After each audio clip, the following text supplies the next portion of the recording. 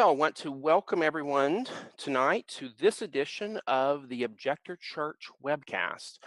We normally have been doing these on Tuesdays, 10:30 a.m. Pacific time, 12:30 p.m. Central time. But on a trial basis, I'm doing one tonight on Sunday night to see if 7 p.m. Sundays works well. We have not announced this, so this is kind of an experiment to see who joins us along the way, broadcasting live without advance notice. Um, Been a very busy last little bit, but I wanted to go ahead and get a jump on trying to see how many viewers we get from just jumping on like this on a Sunday. So if this is your first time watching a webcast from the Objector Church, we are a religious humanist organization that focuses on the issues of peace and social justice. What I mean by religious humanist is we deal with issues of the ultimate value, ultimate worth, identity, ethics, like religion traditionally does, but we do so from a standpoint of a more universal leaning humanist perspective. In other words, we are willing to borrow and learn from a variety of religious traditions, and I have the traditions I've experienced, but you have your own traditions, and others people may have other traditions, and we think there's value in looking at the ways that these traditions can learn from each other. And so that's what we're about.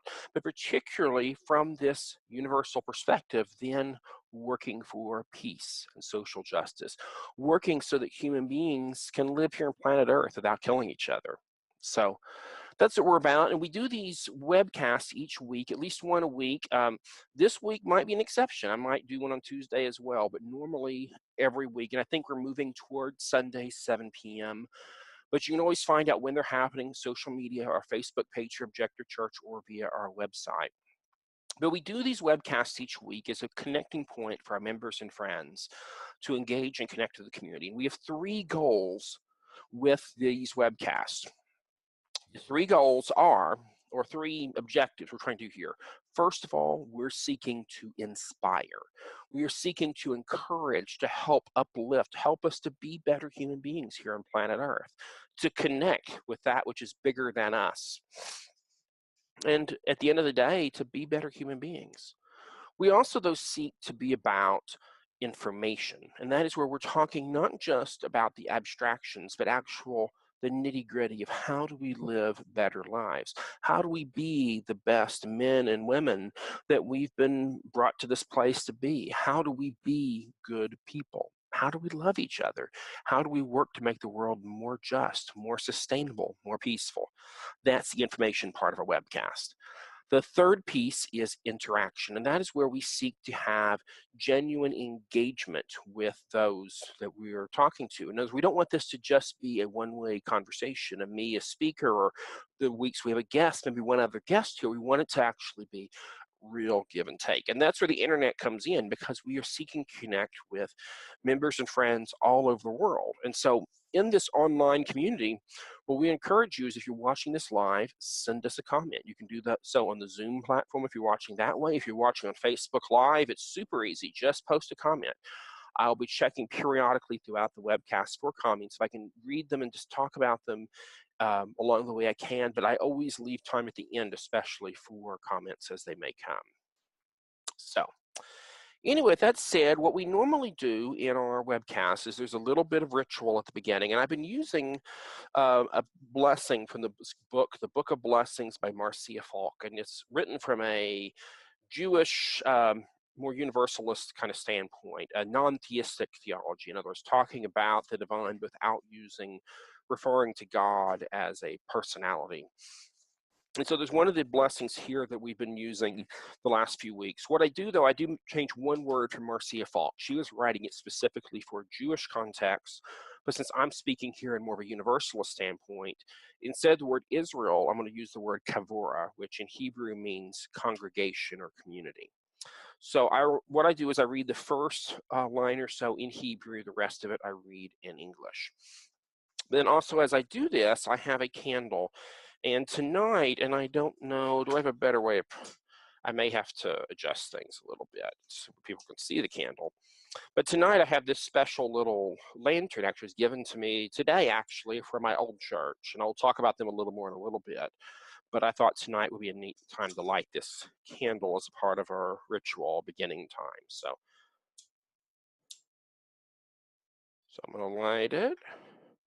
And this is just a symbolic representation of our seeking connection, of seeking warmth, of seeking to be connected with that which is bigger than ourselves, seeking to find hope and light in the midst of places that are often difficult, where that light is hard to find.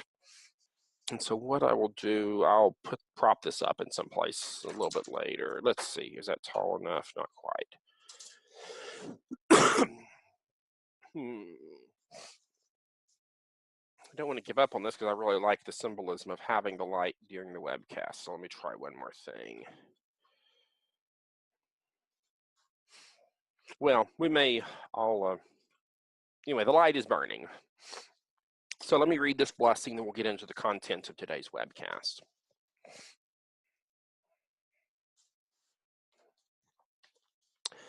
Shema Kavara La Elohut Alefei Panim Melo Olam Shekinata Nibui under Ribri Baneka Ekad.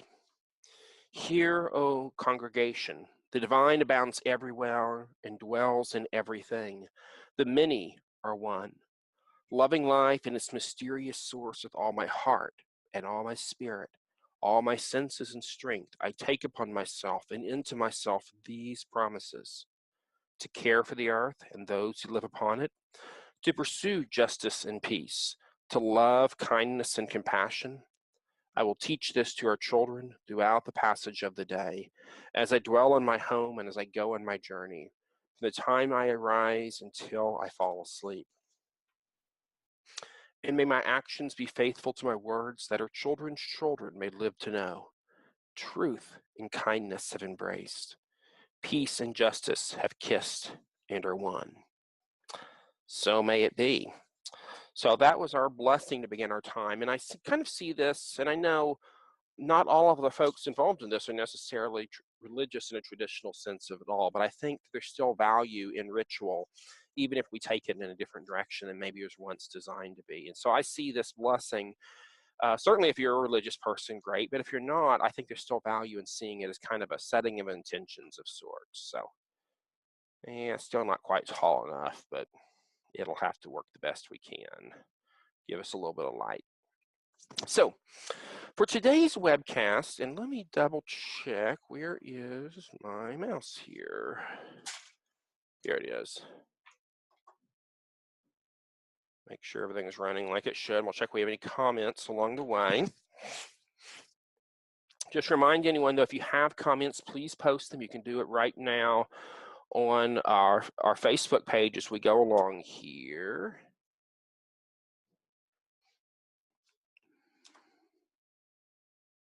Okay, so, well, anyway, for the rest of today's webcast, I'm going to be talking about something. I had a pretty emotionally moving day, and I want to talk about it here because I want to share this with you all as our community here with the Objector Church, but also because I think this story, there's some things that can be helpful and meaningful to us as a community. And so the reason I brought this little lantern today was given to me as a gift as part of a service we had in my old church at Joy Mennonite Church. And this is the community that I stepped down from recently, serving as their minister of peace and social justice. And this is a community that I've been a part of, I think, since 2004. So, I mean, I've been a part of the church for about 15 years. And of that time, I think about 12 or so years of that was spent as the minister of peace and social justice. So this has been a really big part of my life. Most of my legal career has been spent working with this congregation. And so transitioning it to no longer be ministering in a formal way there has been a big change. And it meant a lot to me that the congregation had this service, this kind of releasing service for myself and the pastor, a dear friend who's stepping down the same time I was from his role. And I thought about in this service, and it's a bittersweet thing. Even though I've been extremely excited and encouraged to be involved in this new project, or this new community, the Objector Church, it's still hard to leave a church, a community you've been a part of for a long time. And I know I'm not moving away. these folks, I'm still going to be seeing them occasionally in various ways. I've asked them to keep me as an associate member because I'd still like to be in to know what's going on and be supportive as I can. But it is a time of my life of saying that that can't be my main focus anymore. I have to be focused in some other ways and in a different communal context. And there's sadness of that. And certainly every community, you have your rough spots. You have the things you disagree on, the things of hurts and difficulties. And yet today in this service, I really reflected a lot upon a lot of the good stuff. And it's not to negate the hard stuff or the difficult stuff, it's there. But today, I really want to take some time here in our community context to unpack this a little bit, but especially I want to share a bit about why this church originally drew me to it, but also want to talk about some lessons that we can learn with the Objector Church, with our community, a religious humanist community, very different in some ways than a Mennonite church, and yet there are some things that are very similar, and I'm going to talk about that some today. And so in our time together, I'm going to be talking especially about the idea of the importance and values of small communities, of small religious communities, but this could also be small nonprofit organizations, small activist communities. There's a lot of different ways that communities look. And so often in our culture and time, we have this idea that you gotta go big or go home, that there's no point in doing it if it's not big, if it's not flashy and splashy. It has to be big and fabulous and successful right from the get-go. And the reality of it is that many communities, it's not that way. For many small communities, you have to be willing to dig in your feet sometimes. You have to be willing to say, warts and all, I believe in the mission of what this thing is about, and I'm sticking it out. And I'm going to keep working towards the goal that we're looking for. And today, again, at my old church, the service, it really gave me a new remembrance of this community, that community and what they had been through and their continual attempts to evolve, to come through hard times and to stay present in their community. And a lot of the inspiration today, how I'm approaching this for our webcast, The Objector Church, is we can learn from communities like this. And so I'm going to tell a bit of their story, but I'm doing this partially to inspire, to encourage, but also for a bit of from the information side of saying, hey, this is what's come before. What will we do with it now? What can we do with this history and understanding and take it into our experiences and our context?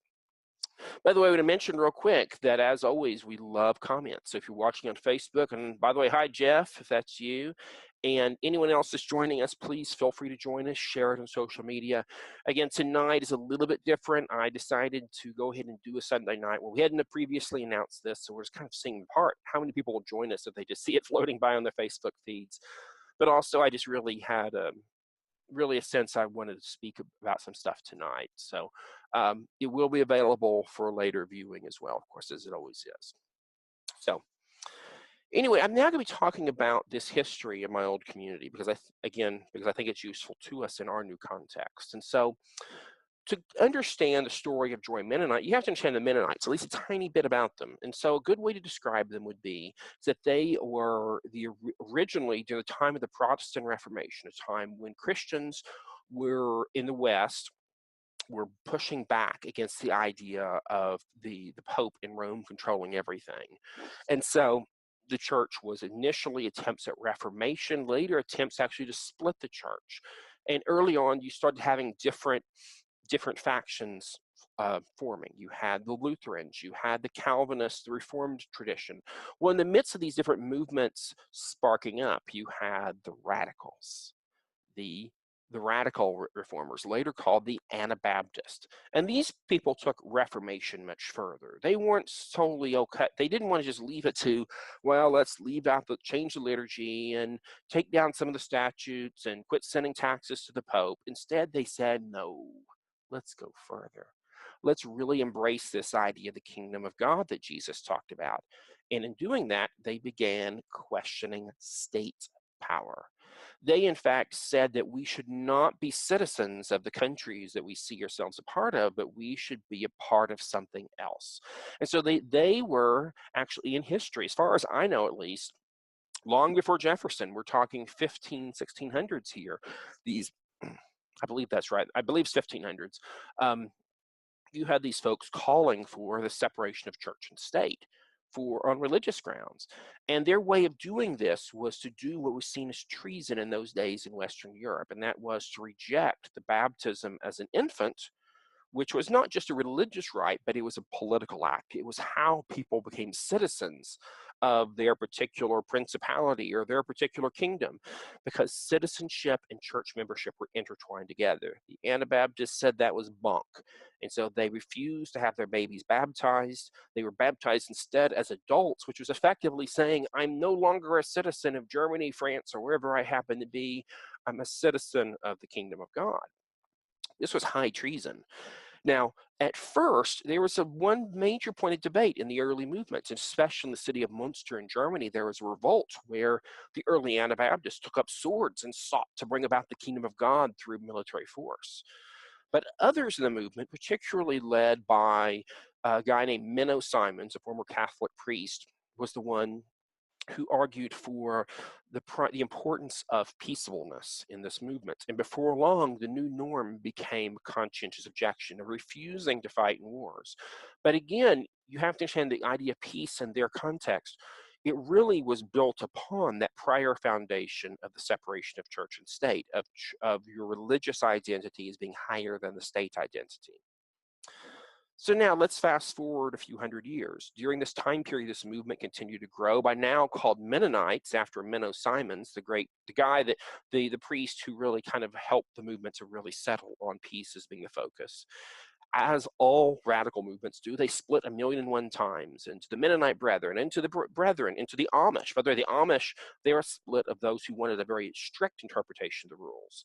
1,000,001 splits, and throughout these splits and throughout time, this movement spread in a diaspora fashion all over the world. In many ways, there's a lot of similarities with the history of the Jewish diaspora. There's a lot of echoes with that of the Mennonites. First being spread throughout Europe, later to the east, even as far out as Russia, the Ukraine, other parts of what would later become the Soviet Union, in time to North, Central, and South America. And so today, and then in time, indigenous movements of people identifying as Anabaptists who may not be ethnically Mennonite from those communities originally in Central Europe and Western Europe, but rather having the DNA of their theology, them sparking in new places. And so today, the largest places for Mennonites are in Ethiopia, in India, two of them. I think the biggest places where Mennonites are today. I think in several countries in Africa have huge Mennonite populations. But for those Mennonites who settled in North America, Canada, the United States, and I'd also add Mexico in this, these people tended to settle in rural areas. Why? It was so that they could keep to themselves, be themselves, not entangle themselves as little as in the affairs of the world. And so that was why they settled largely in rural areas.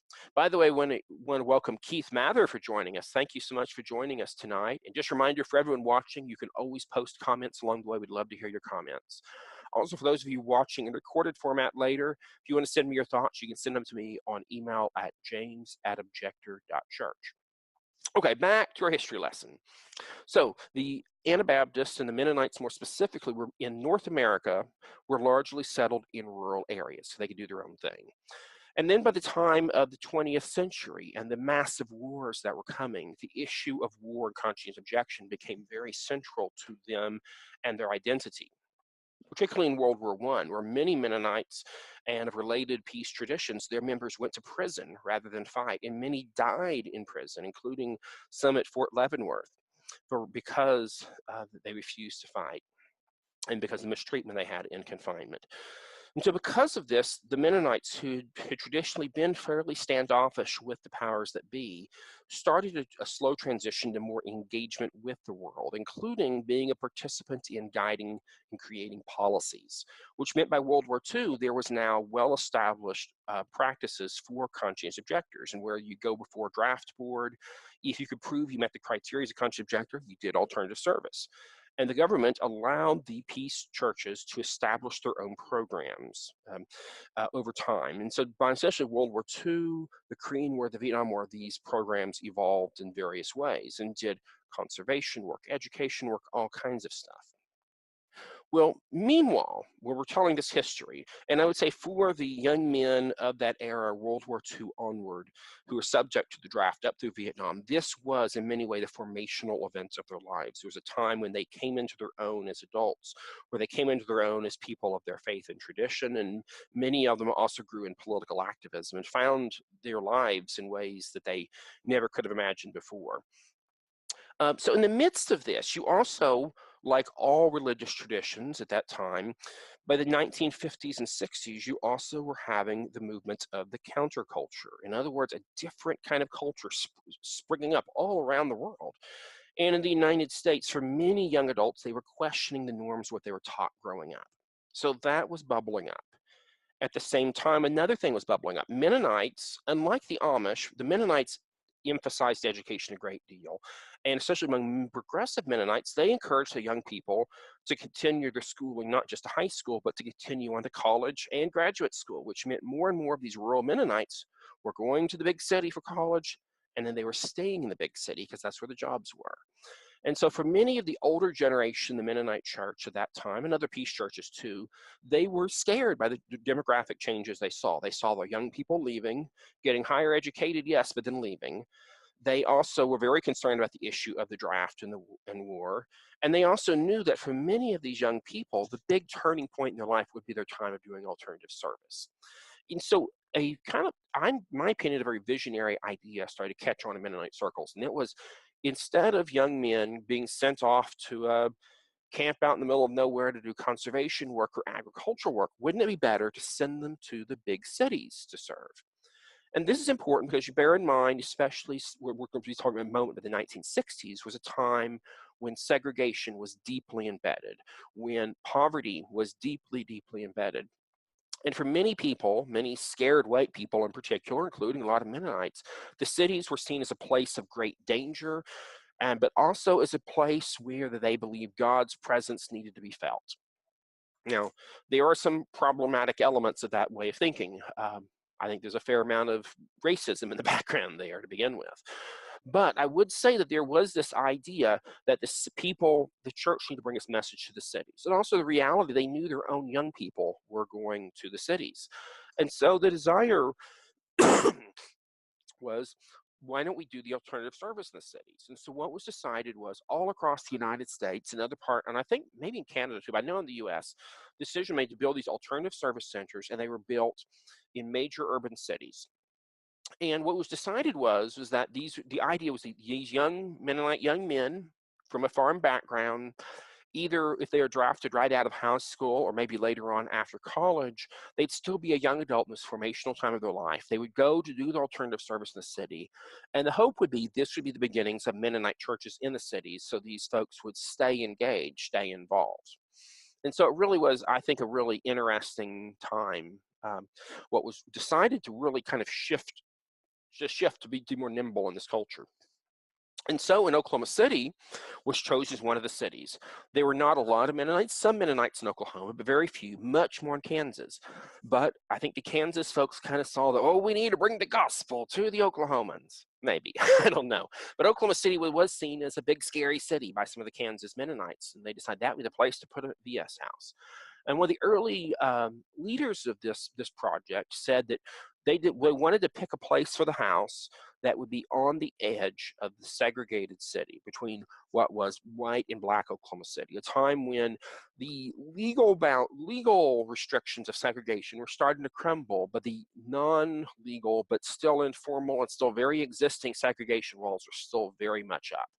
And so they took a radical step of buying a property, an old big house on the corner of Northeast 16th and Lincoln, just a few blocks south of State Capitol, at that point in a very rundown neighborhood that over the next 20 years has become much, much more rundown. But they bought this old house for a dime, and then they started sending young men there. And they lived in a dormitory kind of setting, taking this big old house. The upper floor was turned into dormitory type of things with bunk beds. And the men who did the alternative service there, and initially it was only men, those who were drafted, but later in time, others came just as volunteers, including men and women. And so over time, different parts of the building, women lived in as well. These are mostly young adults, either who were drafted or who were doing a gap year, maybe between high school and college, or right after college. in which they were seeking to engage with the world in deep service. And so the folks who worked at the MVS house, this was called the Mennonite Volunteer Service House, worked in hospitals, they worked in inner city schools. They all were paid a small stipend, about $30 a month, plus they had their lodging provided and, of course, food there at the house, good, cheap food cooked in the community. Some of the people who lived at the MVS house, actually, especially college graduates, often had good jobs they did for their alternative service. Like I know one member of the project at the time was a teacher, but because he was alternative service, he actually handed over his teacher paycheck, every payday to the house, and he got a stipend just like everybody else. Because again, this was the alternative service thing he was fulfilling. And what happened over time was this house wasn't just a place where people lived and did service. It began to be a center for activism and organizing. There came a point that just about anything involving anti-war activism in the Vietnam era, mid to late 1960s into the 1970s, the odds are a meeting or something happening with the project was happening at the MVS house. I've heard rumors that for a while there was a printing press in the building that was used for printing the underground newspaper at Fort Sill. I know a lot of the actions at Tinker Air Force Base, a lot of the actions against the ROTC at OU, a lot of them had their plans and roots and support in various ways at the house, at the MVS house. I think even some of the organizing efforts with soldiers at Fort Sill, the famous American Service Members Union. I've heard rumor that the MVSers were involved in that. They had their hand in a lot of things. They were involved in street theater, and they tried really hard to bring about some cultural change within the broader Mennonite church, especially with young people. And there's some interesting reports I found about how that many of the more conservative churches made it clear they did not want the MVSers coming to present their program because they felt they were sharing these liberal hippie values with their young people. But nonetheless, the MVS house was settled and doing some tremendous work. And then in the 1970s, another part of the story came about, and that was when Trinity Presbyterian Church, which was an upper middle class African American church in the neighborhood, began talks with the Mennonites. And the conversation was, why don't we try to ease these boundary lines of segregation by forming an interracial, interdenominational church? This was something that was crazy radical for Oklahoma City at the time. And it took a lot of hard work on both the Presbyterian side and the Mennonite side to sell everyone on this that it should happen. But eventually there was formed a church, Trinity United Presbyterian Mennonite Church. It met on the northeast side. It's where Trinity Presbyterian is now on Northeast 23rd Street. And for about 10 years, this church did some tremendous stuff. And during this time period, the MVS house itself continued to be the base of activism, but the church and the more religious elements of it happened at Trinity. But there's a lot of overlap between these two groups, and all the people in the MVS house, many of them were involved in the church. And again, it was a good 10 years of some really incredible stuff. Over time, though, there were tensions, and when I've been to piece together on the history, part of it is that the young Mennonite volunteers were part of the counterculture. These are guys who wore the hair long and people who had differing, more liberal views on things like alcohol and smoking weed and sexuality than maybe their elders had. Now, these are people who, I should add, were very sincere, very fervent people in their faith. These were not non-religious people. They were people who saw it differently, who were not necessarily willing to toe the party line. And then on the other side, from the folks from the original came from Trinity, these were mostly upper middle class African American folks.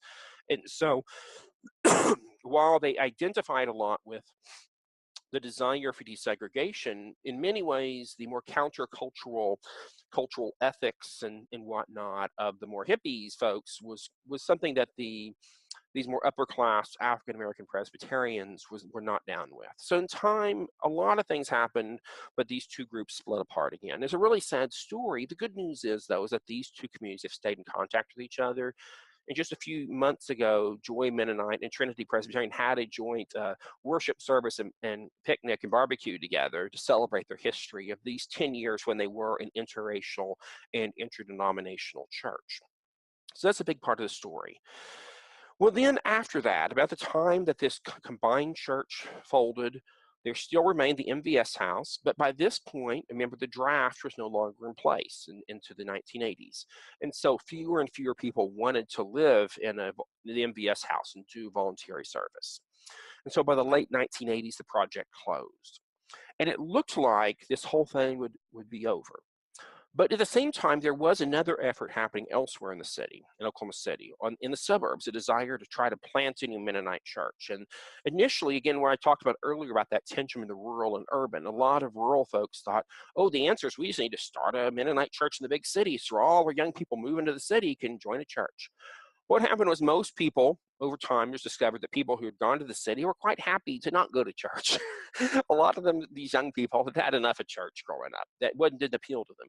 But what did happen was this little group that was trying to start this church did attract a lot of outcasts, people who had been kicked out of other religious traditions, people who may have had unconventional views or may have been, and bear in mind, we're talking late 80s, early 90s, who may have identified as being gay.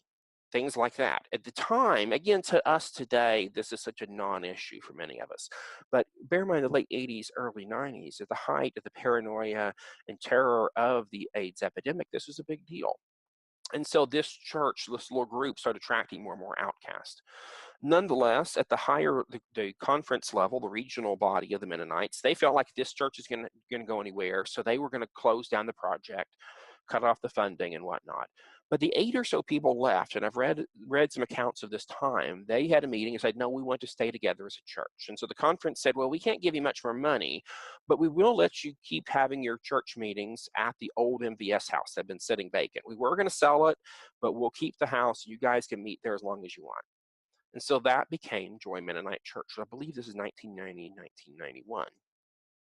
So now you got a tiny little community, this awesome history of activism during the Vietnam War era, but now a bunch of religious misfits and people who didn't fit in anywhere else, without a whole lot of sense of identity, but this yearning for a different kind of religion. Well, by that time, the new minister that came to the scene was a guy named Moses Mast. And actually, it's Moses and Sadie Mast, because actually I've looked. Everyone always thought Moses was the one who's called as the pastor, but actually I've looked back at, like, Moses and Sadie were co-pastors of the congregation.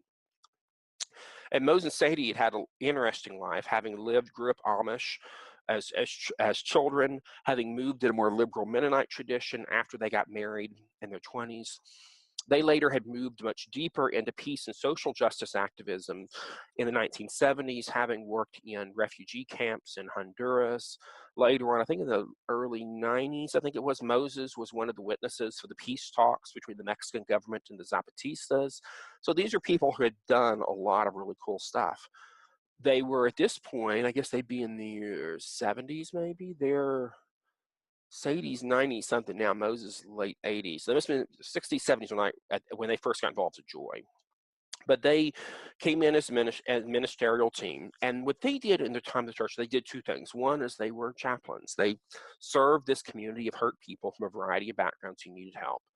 They were present in the neighborhood, helping people every way they could. But mostly what they were doing was they were using the church as a base for peace and social justice activism.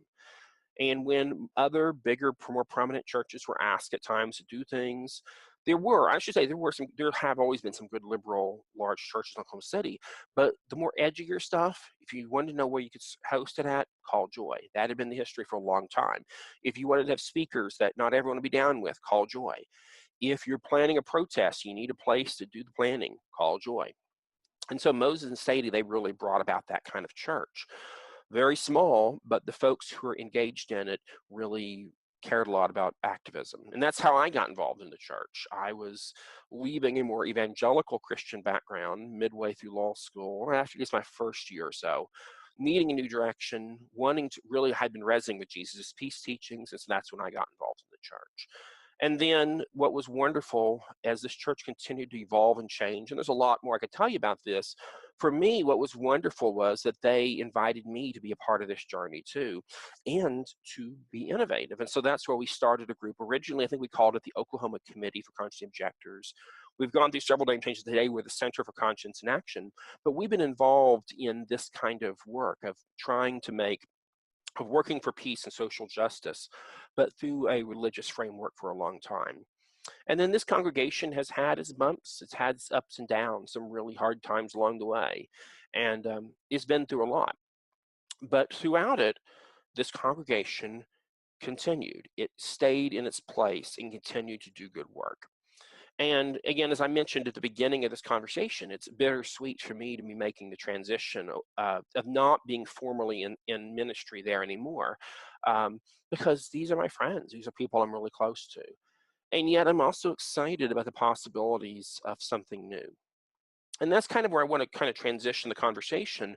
Before I do that transition, I want to invite, we have a lot of people joining us tonight. I'm really excited that we're looking at the Sunday night spot might be a better time for us. So we have Jeff and Keith joined in earlier. We're also going to invite, welcome Daisy and Cheryl and my mom, Martha. Hello, Mom. Hopefully I won't say anything too outrageous tonight, but thank you so much for everyone who's joining us. It really, really appreciated a lot. And I've been, to bring, to catch everyone up who's joined us late in this, is I've been talking about the history of, where I want to talk about the importance of small communities, and doing that, I've been telling the history of Joy Mennonite Church, a church I have been involved in ministry with for quite a while, and that I'm transitioning out of that role. And we had a special service today as a part of that transition. And yet I really, in looking back at that history, I have still a lot of inspiration from that. So today I'm talking about the value and importance of small communities, and telling the story of how Joy, its roots back in the Vietnam War era, as being a place where conscientious objectors did their alternative service, to the days when there's this united Presbyterian Mennonite church that was not only interdenominational but also interracial, up through the 1990s when Moses and Sadie stepped in, and I joined in 2004, thereabouts. And since then, we've had a lot of people come and go. We've had two different sets of I came on as the Minister for Peace and Justice, I believe in 06 or 07, the same time as Moses' successor, Norman Berry, came in. Norman served for 3 years and was followed by Zach Gleason, who's a dear, dear friend I've worked with for a long time. And then he and I are transitioned out at the end of last year. So there's been a lot of transitions, a lot of people coming and going. And yet throughout all of this, what I'm very proud of is this community has continued to be a presence of saying that the way of Jesus is about peace. The way of Jesus is about social justice. In other words, the teachings of Jesus are not just about the abstract, the spiritual, but rather they are meant to be lived out. And I think there's some real value to that. Now, with the Objector Church and this new community, from a religious humanist standpoint, we do have a more universal perspective.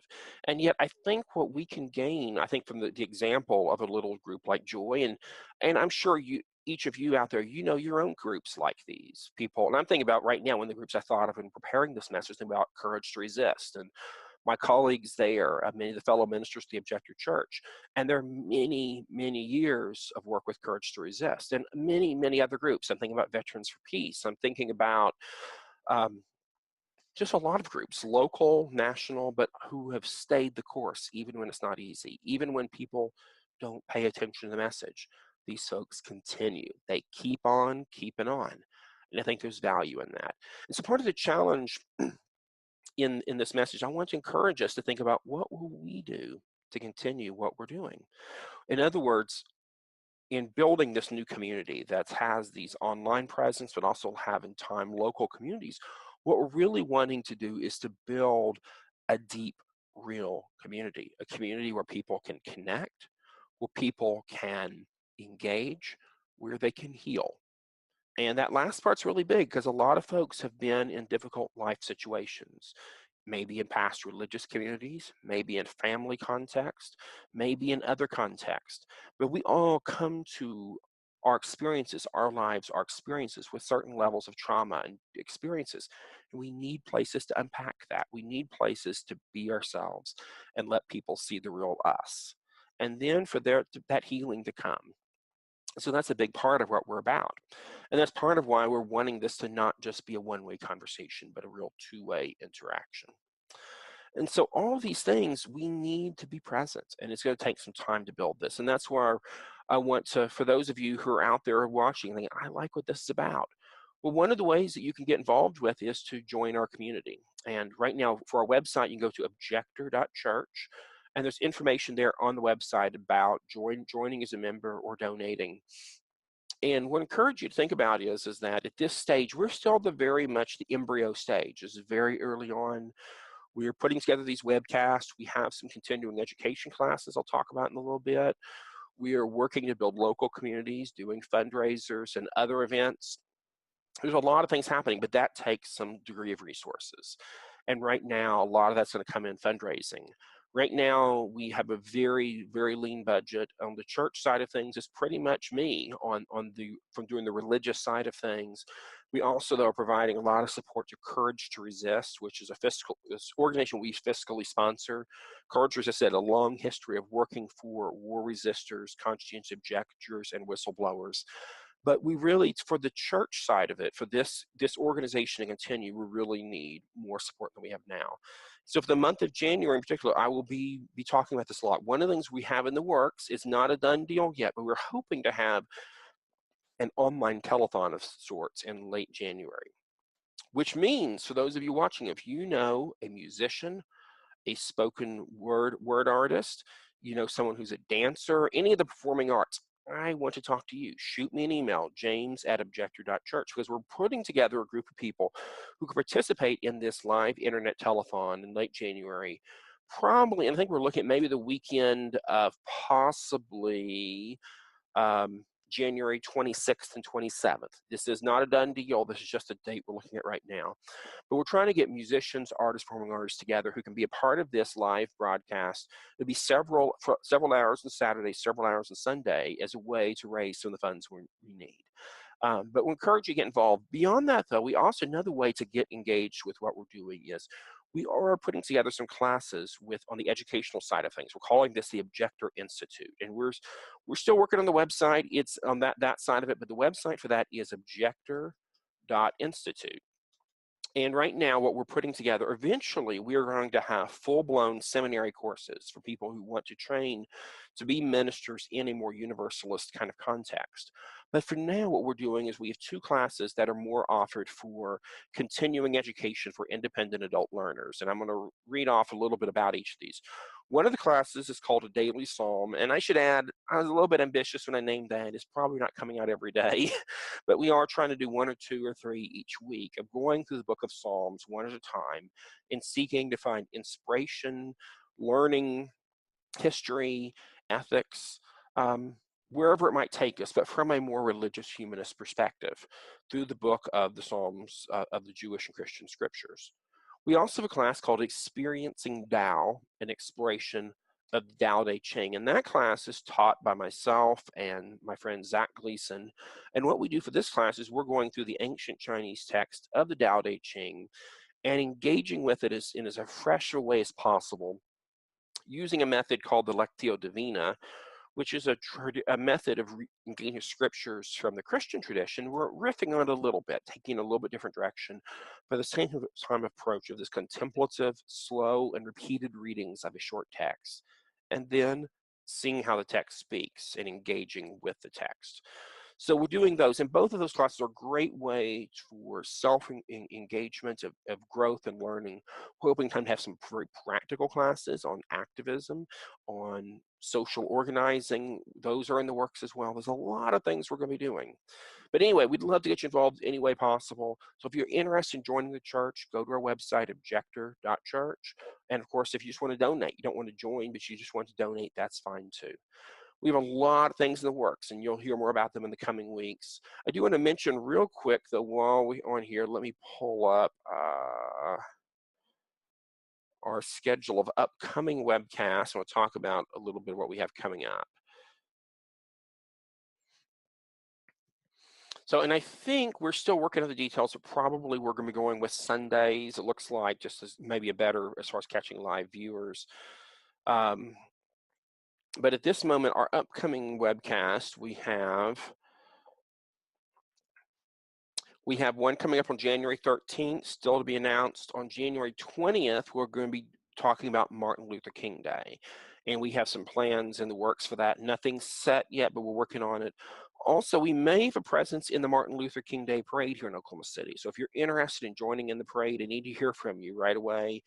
james@objector.church. If we can get a decent sized group to be in the parade, it'd be really cool. It's a really an awesome parade. It'd be a great chance for us to be out there and support the cause of peace, justice, and racial equality. So if you're interested in being part of that parade here in Oklahoma City, shoot me an email, james@objector.church. And then finally, for the weekend of January 26th and 27th, plans are in the works for the weekend telethon. Um, really, we're trying to do is raise enough money so that our funding can be secure for the rest of the year. We can continue our work with the Objector Church. So anyway, let me go. I'm going to now go check our Facebook stream to see if we have anyone else who's joined us.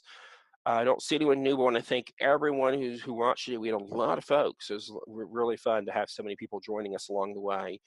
If you are watching this later recorded format, of course, you can continue to post on social media and comments, or shoot me an email, james@objector.church. And I think that will be it for now. Thank everyone so much for attending, and just appreciate you being a part of this community and what we're becoming. And my hope and prayer is that someday we will, 20, 30, 40, 50 years from now, folks will look back at what we're doing now and say, hey, those folks are crazy, but they started something and we're still here. Wouldn't that be cool? So that's what I'm hoping for. So anyway, thank you so much for tuning in, and we will see you again soon.